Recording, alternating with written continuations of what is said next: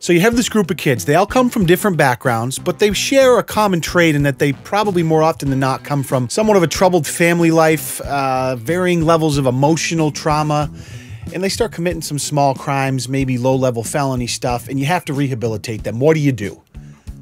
Well, you traumatize them more, of course. So if you grew up as a 90s kid like I did, you probably remember the late 90s documentary called Scared Straight that aired on MTV uncensored, which was big news at the time. And this documentary took a group of juvenile delinquents and it put them in this intervention program that brought them into a prison and had all the guys hooting and hollering and screaming at them to basically try to scare them out of doing anything that would eventually land them in prison. And when you run into a motherfucker like me, I'm gonna crush you, son. That's right. I'm gonna crush you.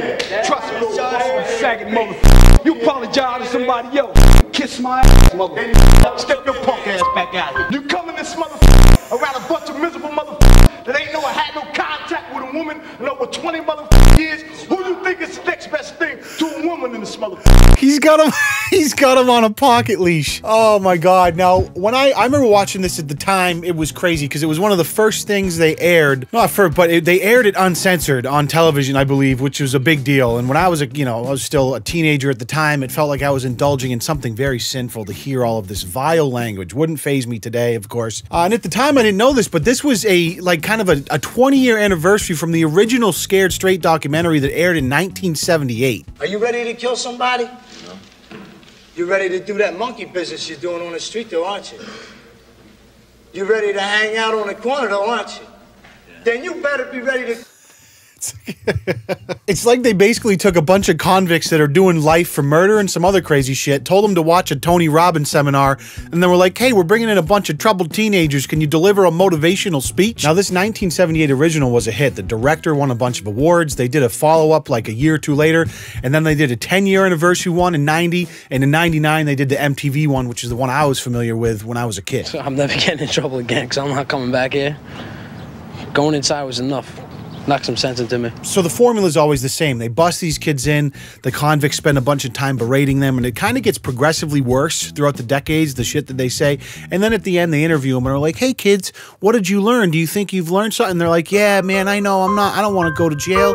I'm definitely not going to fuck up again. The problem is, throughout the years, there's been a ton of research and a lot of control groups and studies conducted that show that this kind of intervention does not work to prevent kids, juveniles, from preventing future crime. In fact, it seems to have the opposite effect. Who you taking from?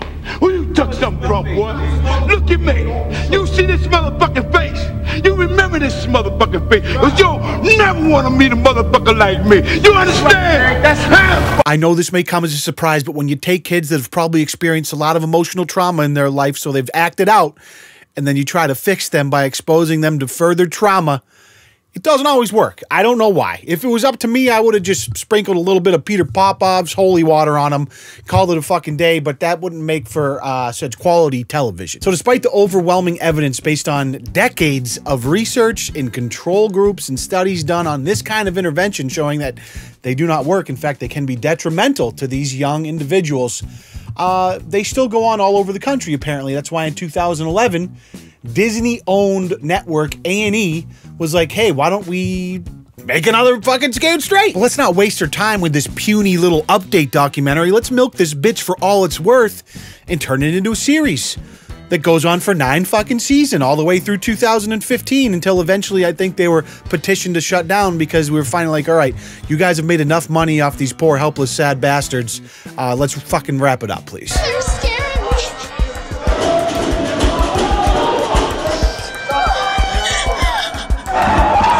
Yeah, it kind of just keeps getting more aggressive and worse for these kids. But listen, when there's money to be made, I mean, this debuted as the #1 show in A&E's history. And Disney's like, yo, we don't give a fuck about these kids. We're printing money, baby! So let's take a closer look at the most recent iteration of this abomination of a show. But before we do that, let's chat briefly about a company that's not in the business of terrorizing teenagers. And that is, of course, today's video sponsor, Raycon. Yes, that's right. We stay sponsored by Raycon because they continue to disrupt the industry with wireless earbuds that are practical, affordable, and stylish. Celebrities like Snoop Dogg and Melissa Etheridge love them. I love them. Hell, even your mom's boyfriend loves them because they come in a variety of fit options and colors. They sound great and they're half the price of other premium brands. They're the perfect companion for all your hobbies. So whether you're working out or shoveling pig shit at your father's farm, Raycon makes it fun to listen to your favorite podcast or new Celine Dion album. I run with them, I lounge with them, I poop with them, because listen, with 6 hours of playtime, an impressive bass response, and seamless Bluetooth pairing, they're the perfect choice for keeping my brain stimulated with information and grooves, baby. Raycon also prioritizes the customer experience. From the design, the pricing structure, to the 45-day free return policy, you can be confident in your purchasing decision. As you may know already, you can get 15% off your very own pair by using my link in the description down below. That's buyraycon.com/LeonLush. Thank you guys for supporting the channel, and thank you, Raycon, for supporting YouTubers we love. Appreciate you. Time for the big dogs now, fellas. Time for the big dogs. Who let the dogs out? Who let the dogs out? I heard you putting your hands on your grandmama, man. They call me Hustle Man because I ain't afraid to put in work. If these kids come in here and don't get their mind right, I'm gonna get it right for them. Looks like Hustle Man's certainly living up to that reputation, at least in the weight room. Damn, boy, he's thick. You think you tough, huh? You want them tough gonna put hands on women? Put your hands on me then, player. Show me how tough you is. Sit your ass down, man. I think even with the handcuffs and the ankle cuffs, fuck it, you could probably put a blindfold on the Hustle Man. He'd still turn Jeremy into a thimble full of dust if he stepped to him. Evidently it is. You up in here? He represents the hood. You represent the hood. Oh, who just clarified that? One of the POs? He represents the hood. I'm the big dog up in this man. You think you is? I run this just because these guards right here don't mean a damn thing. King Kong ain't got shit on me! I'm gonna go out on a limb here and say that Training Day is one of Hustle Man's favorite cinemas. I'm the man up in this piece. You'll never see the light of day. Who the f you think you f***ing with? King Kong ain't got shit on me. You think it's a joke? Y'all think it's a game? What are you smiling for, man? What is you smiling for? I wasn't smiling. You think, is it funny to you? Do I look like I'm a comedian to you? Do I look like I'm a comedian to you? I mean, kinda. I would never say that to Hustle Man's face, but from the outside looking in, it is kind of funny. Is this the type of life you want? Look at this. This is what I brush my teeth with. They don't give us a normal toothbrush for a reason, because we can make a shank out of it. Hold up, no normal toothbrushes? Fuck this, I'm never smoking weed again. Just tagged his partner in. They call me Ice Mike because I'm cold as ice. I want you to hold this for me. This Kool-Aid, we put this on bitches like you. What? Now take your finger, just do this to the bottom. All right, don't get me wrong, Hustle Man was intimidating, but Ice Mike's bringing out the Kool-Aid bit this early? Jesus, Mike. Gotta lost my mom up in this and my grandmama. I ain't got no family. Man, I miss my mama. Oh, did you see the spit? Mom. Got him right in the eyebrow. Oh, another one. It's drizzling off. Oh God. Oh, here it is. Oh God.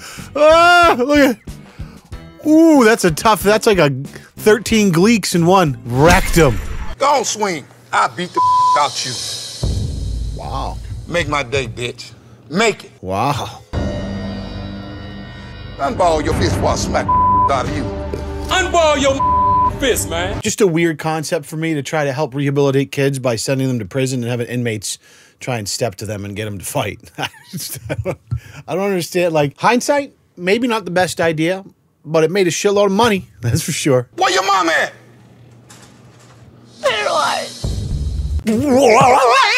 Curveball! The producers were probably like, make sure you ask her where her mama's at. Because she's paralyzed. It's good television. She paralyzed and you taking advantage of her. Your mama paralyzed, sweetheart. Oh, now he's dropping a sweetheart. He had a little change of heart there. I think he feels bad for coming so hard. You shouldn't be out there jumping in cars, selling your body. If I knew you out there and saw you jump in the car, I would beat your ass and beat whoever ass that jumped that you getting. If I was getting... What? What was that? Beat your ass and beat whoever ass that jump that you're getting. If I was getting out of here, and the hat trick. That jump that you're getting. Did jump get the Gidnu? I'd beat his ass too. I know eventually I'm gonna see one of y'all in here again. It's gonna be you, homie. I'm gonna see you in here. Sorry, Jeremy. You got the long straw, my friend. All right, fellas. Thank you. Head out that way. Ice Mike is emotionally drained right now. He just gave the performance of a lifetime.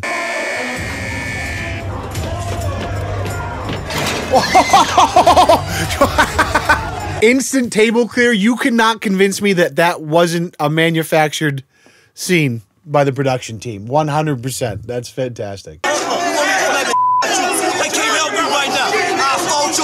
It's amazing that these interventions weren't successful in teaching these kids empathy and restraint. You would never know why. It's weird. Think it's a joke? Think it's funny? Yeah. Why? Yeah! So here we have a different episode. You think it's a joke that you're going to jail today and spending the day with me and everybody else. Oh my God, God ain't gonna help you here. Oh no. I'm Anthony. I mean, they could have gotten someone a little more intimidating. This guy seems a little bit 10-ply. You're fucking 10-ply, bud. I'm gonna be more in your face. I don't give a crap. I don't care. I don't give a crap. What is they chose the guy that doesn't even swear to be intimidating? What's the deal with that? What you gonna do when I punch your sister? What? You ain't gonna do nothing if you ain't here. You ain't gonna do a damn thing if you ain't here. You gotta take care. I ain't trying to make you mad, man. I'm trying to make you hear me. You gotta take care of your sister, man. Looks like they finally got the Defiant one to cry. Mission accomplished by the show orchestrators. Night, night. Oh yeah, they get to spend some time in a cell. What you looking at? You got a problem? Uh-oh.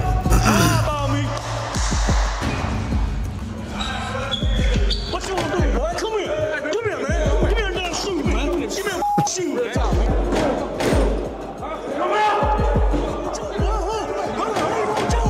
I mean, those headbutts were 10 out of 10. Oh no!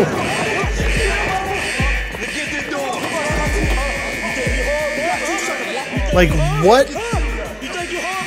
Obviously, of course, they go over rules, right? No physical contact, no touching, but you're really going to trust inmates in a prison serving time for felonies, murder, maybe worse, to not lay hands on these kids who, as far as I know, haven't even been proven guilty in a court of law. I don't know the nature of their trials, but what a liability that must have been. We're gonna give you the life You wanna that you test want. me? Go ahead. No. Put your dukes up.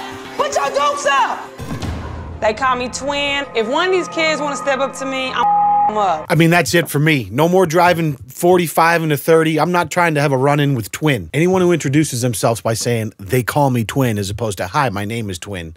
That's, you don't want to have to run into that person. What you gonna do when your grandma died? She on her way up here right now. Boom, get hit by a car. Then what you gonna do, huh? I mean, probably you would grieve, like most people, if they lost a grandparent. Your mama can't save you from me. Hey, so what you gonna do? What you gonna do when I sock your ass? What lady Tina gonna do, huh? What lady? Seems like they're doing the hold me back thing. I love it. Seems like mamas are really a central theme. It's all about, like, you know, what's your mama gonna do? You disappointed your mama. Can't be disrespecting your grandmama. A lot of mama. How do we know that mama's not a shitty parent? You know what I'm saying? Like, maybe the reason they're in here in the first place is because mama sucks too. Get her the fuck up in here, right? Let's not give mama all the credit in the world till we know the situation. What? No.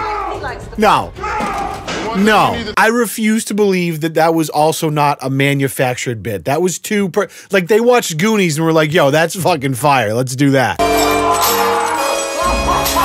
The reason half these kids are probably here is from lack of parenting at home or possibly traumatic home lives. So instead of sending them to this where we further that trauma, maybe we could give these kids an idea or an example, a mentor, a role model, someone that can show them what it means to have empathy and patience and different qualities that, you know, you would expect out of a good human being. But of course, that wouldn't make for as entertaining television. It would probably help the kids a lot more. But who cares about the kids if your company's not, you know, hemorrhaging money in the bottom line, just rolling in dough? I'm pretty sure these scared straight intervention programs still go on all over the country. I know the show got canceled. I know there's obviously a lot of disparagement and controversy around it, obviously, especially now, as there's been more research done on how kids respond to different types of disciplinary action. Obviously, spanking's off the table. I'm surprised that stuff like this still goes on, quite frankly. But I'm curious to know what you guys think about the show. A lot of you probably know what it is, because no matter what decade you were born in after the 70s, there was a Scared Straight documentary or a subsequent follow-up up until 2011 to 2015. I appreciate you guys so much for watching. If you're new here, it would mean the world if you'd subscribe. And if you could do me one last favor before you go, just head into your pantry and grab the Kool-Aid, rub a little bit on each one of your cheeks, and let Ice Mike lick it off. And let that experience kind of reform the moral fiber of your core, so that for the next 20 years, you don't really do anything bad, and then eventually you relapse morally and you commit a couple of Class 3 felonies and finally get incarcerated. And when you're finally in jail and you're sitting there in your cell brushing your teeth with that shitty little toothbrush that's not even big enough to turn into a shank, you look at yourself in the mirror, you pull down your pants, and you hip thrust that motherfucking like button for me. We'll talk to you in the next video. Peace.